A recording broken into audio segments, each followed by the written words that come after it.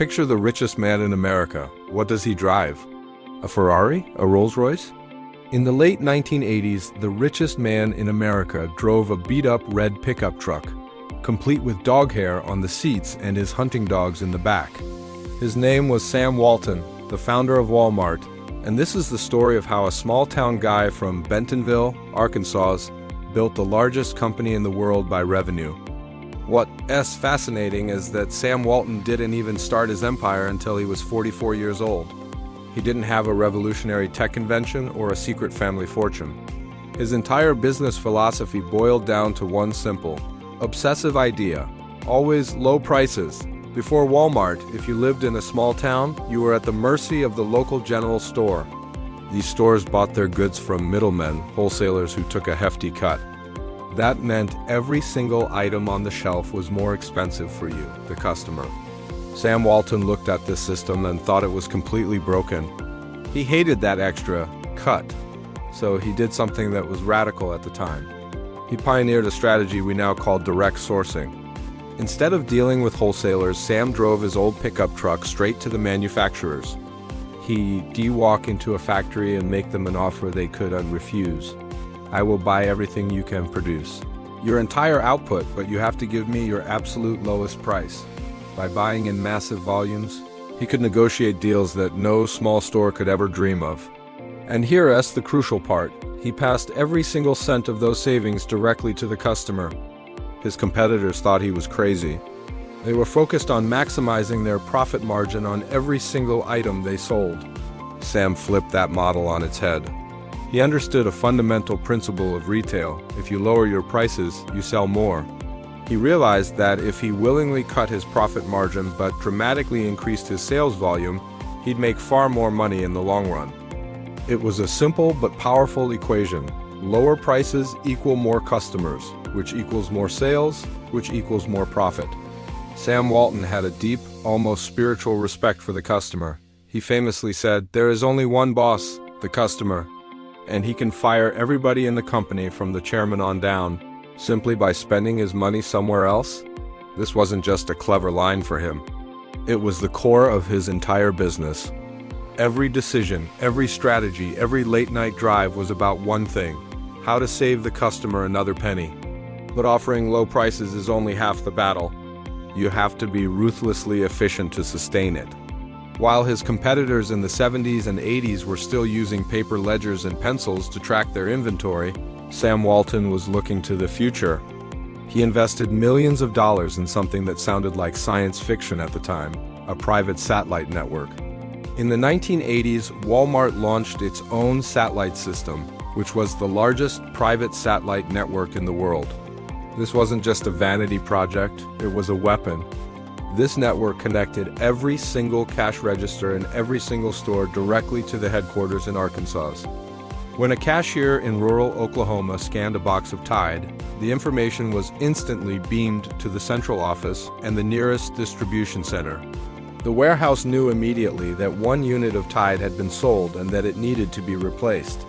This system, which we could call rocket science logistics, was revolutionary. It meant Walmart almost never had too much stock sitting around collecting dust in a back room, and they rarely ran out of popular items. Inventory was managed with surgical precision. This level of efficiency crushed their competitors, who were still weeks behind, trying to figure out what they had sold and what they needed to order. Sam Walton wasn't just a shopkeeper. He was a data pioneer, using information as a competitive advantage decades before big data became a buzzword. But technology and logistics were only part of the story. The real secret weapon of Walmart was its culture. Sam Walton didn't have employees. He had associates. This wasn't just a fancy name change. He was one of the first major CEOs to implement a profit-sharing plan for his hourly workers. He believed that if the people on the front lines, the ones stocking the shelves and helping the customers, had a direct stake in the company's success, they would work harder and smarter. He practiced what is now called servant leadership. He spent far more time visiting his stores and talking to his associates than he did sitting in a corner office. He'd walk the aisles, asking truck drivers, cashiers, and stockers what was working and what wasn't. He knew that the best ideas for improving the business often came from the people who were actually doing the work. This created an incredible sense of loyalty and a powerful company culture. There's a legendary story that perfectly captures Sam's style. He made a bet with his executive team that if the company hit a very ambitious profit goal, he would do a hula dance on Wall Street. Well, they hit the goal. And true to his word, Sam Walton, the billionaire CEO of a rapidly growing empire, put on a grass skirt and a lei and did a hula dance in the heart of the financial world. The message was clear: we're all in this together. We don't take ourselves too seriously, and we celebrate our victories as a team. He proved that if you want your customers to be treated well, you have to treat your own people even better. Sam Walton passed away in 1992, but the principles he established continue to guide the company. His scarcity mindset, born from living through the Great Depression, meant he never wasted a dollar. He famously shared hotel rooms on business trips and always flew coach. This wasn't about being cheap. It was about respecting the money that customers entrusted to him. He was proving a point to his entire organization. Every dollar we save in our operations is a dollar we can save for the customer. The story of Sam Walton is a testament to the power of a simple idea executed with relentless focus. He showed the world that you don't need to be in New York, London, or Silicon Valley to build a global empire. You can do it from a small town in Arkansas if you have a revolutionary idea and the grit to see it through. His legacy is a complex one, but his journey from a single 5 and dime store to a global behemoth is one of the most compelling business stories of all time.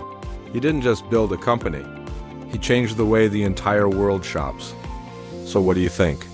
In today's digital age, is Walmart's model of always low prices and physical stores still the king of retail, or has Amazon and e-commerce taken the crown?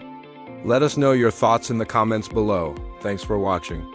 If you enjoyed this story, make sure to subscribe for more deep dives into the titans who built the world's biggest brands.